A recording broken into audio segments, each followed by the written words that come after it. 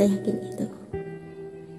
Tetapi kenyataan datang begitu tenang, lalu mematahkan harapanku satu persatu, hingga tak ada lagi yang tersisa.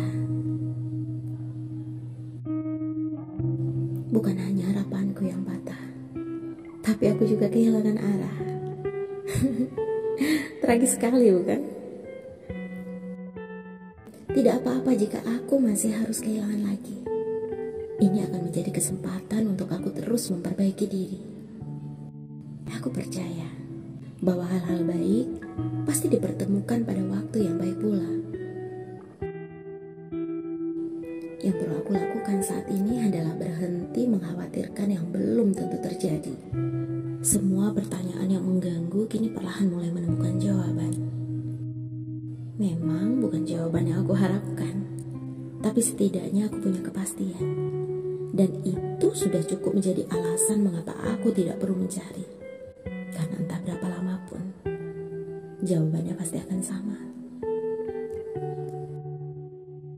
Jika ditanya bagaimana perasaanku saat ini, aku bisa dengan tenang menjawab bahwa aku sudah jauh lebih lega. Bukan berarti aku sudah pribadi yang berdamai ya.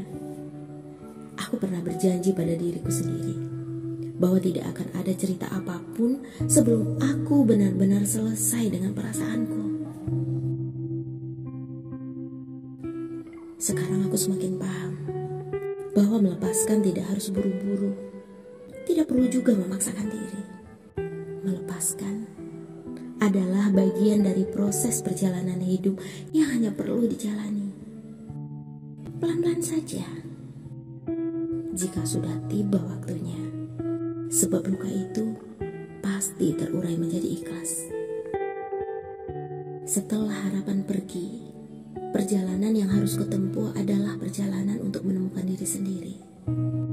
Karena ternyata sejak kutulis episode itu, aku kehilangan banyak hal dalam diriku. Dan aku baru menyadari itu setelah semuanya harus berakhir. Fase pergi itu sudah aku lewati, tapi aku tetap melanjutkan perjalananku. Aku tetap mengikuti semua rencana yang sebelumnya pernah menjadi rencana dari kisah. Aku tidak marah, aku tidak menyesal. Aku menerima setiap langkah yang seharusnya menjauh, karena aku tidak punya pilihan lain. Perlu diingat kembali, aku tidak mahir menyimpan rindu. Itulah sebabnya aku sibuk berkelahi dengan waktu demi semua tujuan. Ingat itu, aku tak mahir menyimpan rindu.